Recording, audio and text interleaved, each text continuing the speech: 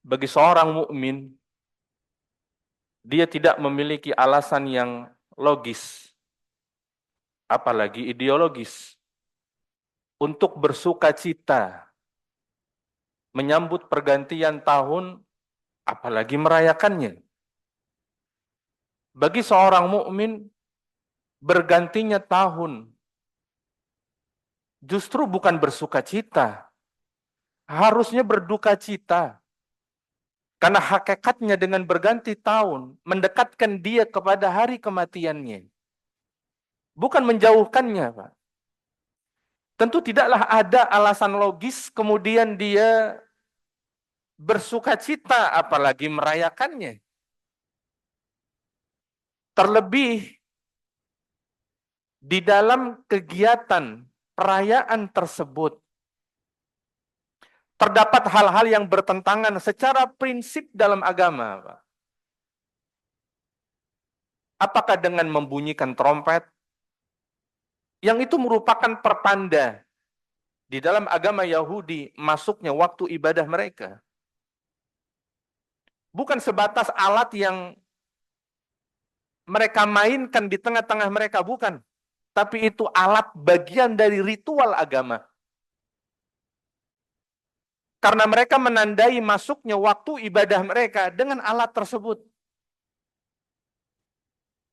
Sebagian ada yang menyalakan membunyikan lonceng.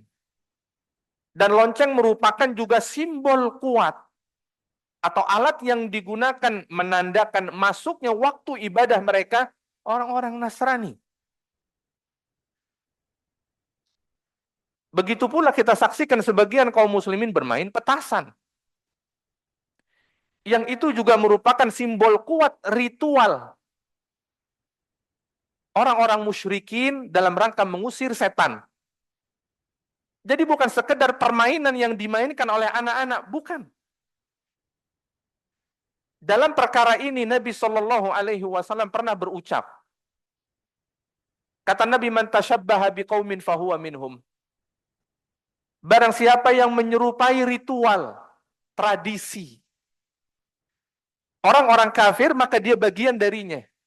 Ini bukan tentang nilai, Pak. Ini bukan tentang harga. Ini tentang keyakinan dalam agama, Pak. Sebab di situ ada batasan, ada pagar yang nggak boleh dilompatin, Pak. Bergantinya tahun bagi seorang mukmin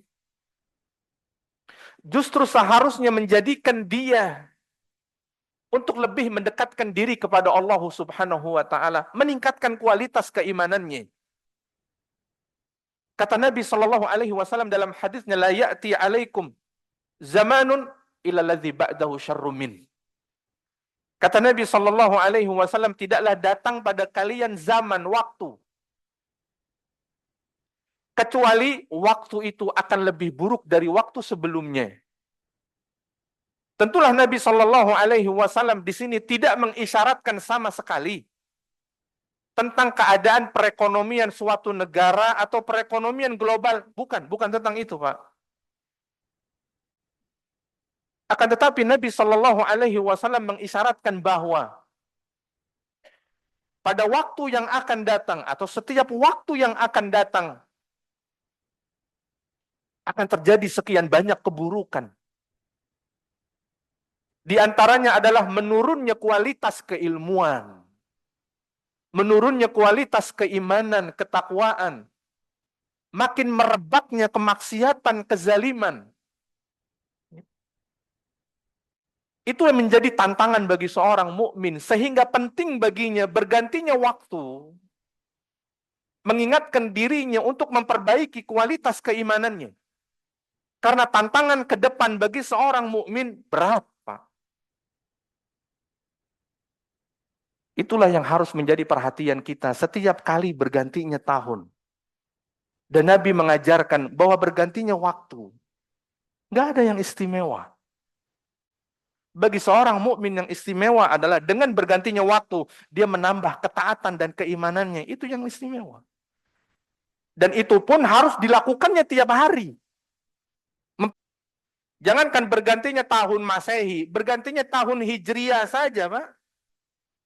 Nggak ada yang istimewa. Apa tercatat dalam sejarah para sahabat merayakan bergantinya tahun Hijriah? Nabi dan Abu Bakar pasti, Pak, nggak pernah merayakannya.